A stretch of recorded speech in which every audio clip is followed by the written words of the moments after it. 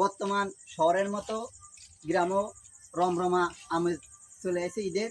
আমাদের বিভিন্ন দাদা, এই দাদা রয়েছে, এই যে আমাদের দর্শনের বিখ্যাত কলেজে পড়ে রাজদাক কলেজে বড় ভাই মানুষ, এই ভাই আমাদের খুবই সম্মানীয় ব্যক্তি, একজন খেটে খাওয়া মানুষ।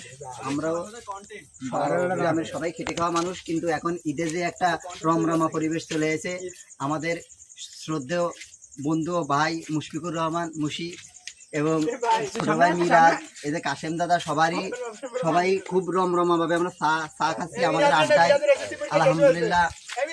আলহামদুলিল্লাহ খুবই ভালো আছি। এবং পাশাপাশি ভাইরাল মনিরুল মামার দোকানে চা তো সবসময় আমি খাতে আসি, 4-5টা খাই।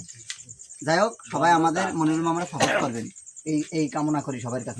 একটা কথা বলেন, আপনি একটা কথা বলেন, ভারতে গরু কোরবানি করতে দেয় না মোদি, মুসলমানকার গরুর বলে মা, গরুরে বাঁধে তো গোয়ালি গলা জড়ি দিয়ে, মার নেই তো গলা জড়ি দিয়ে বাঁধে, তাহলে বানিয়ে দিলি মা, গরু গরুর গলা জড়ি দিয়ে বানিয়ে দিচ্ছে, মারাও গলা জড়ি দিয়ে বানিয়ে হোক।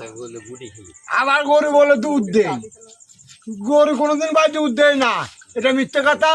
গরু দুধ দুয়ায়, এই বাছুরকে মাইয়ে বাঁধে রাত্রি বাঁধে তো সকালবেলায় এই গাছ তার হাতে মার, তার হাত পা বাঁধে এরা দুধ দুয়ায় খায়, পুষ্টিকর হয়। এগার আর এগা একটা অজুহাত উঠে গেছে এখন যে গরু হলো মা, যদি মাই হবে তাহলে তোর মারা নিয়ে গোল করে বাঁধেছ, তোর মারা ঘরে দুতলা সবাই গরুর মাটাকে নিয়ে গোল নিয়ে জল দিয়ে বাঁধিয়েছে।